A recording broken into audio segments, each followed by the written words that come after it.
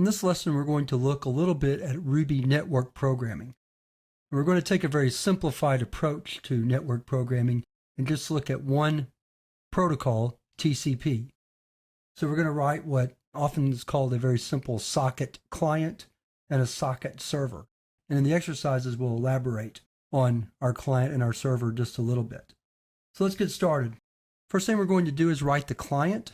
So we're going to call this program client.rb. To write a TCP client, the first thing we need to do is require the socket library. So we'll write that line first. The next step is to designate a host and a port. We're going to work locally, so our host is going to be localhost, and the port can be any valid port number, probably very high. We're going to just pick one at random, 1500, and just make sure you don't pick a port that's reserved for something else. The next step then is to create a socket. We're going to call it sock. To do that, we call an object from the socket library, TCP socket, and we call the open method with our host and our port. The next step is to write a loop that will read lines coming in from the server and display them. This is a one-way socket. So our while loop says while line is equal to sock.getS.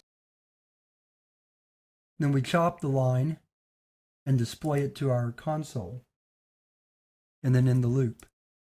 When we're finished, we close our socket.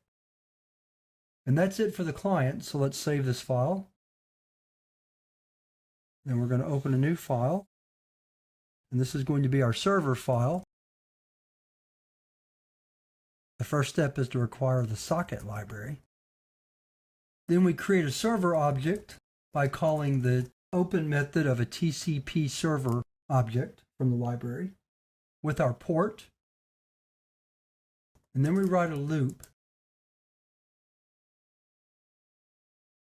to wait for the client to connect. And we're going to write a message to the client.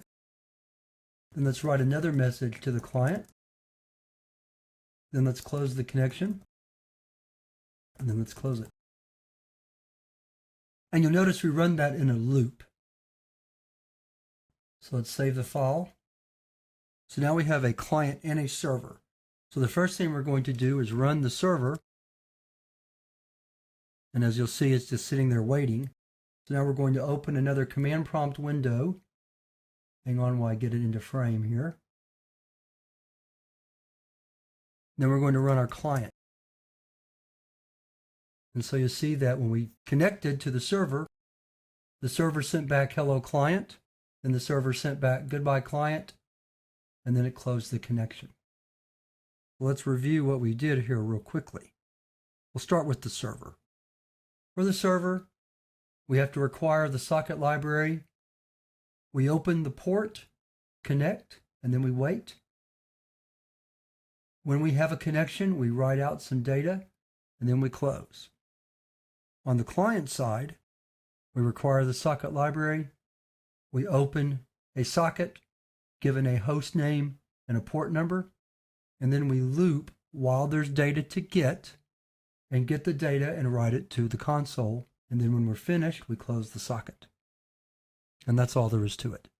So that's a very simple view of network programming in Ruby. Of course, there's a lot more detail that we can go into. And we are going to look in another chapter at one aspect of network programming, internet network programming. And we're going to cover that in a later chapter. But for now, we're going to move on to the exercises. And in one of the exercises, we're going to elaborate on this client-server demonstration.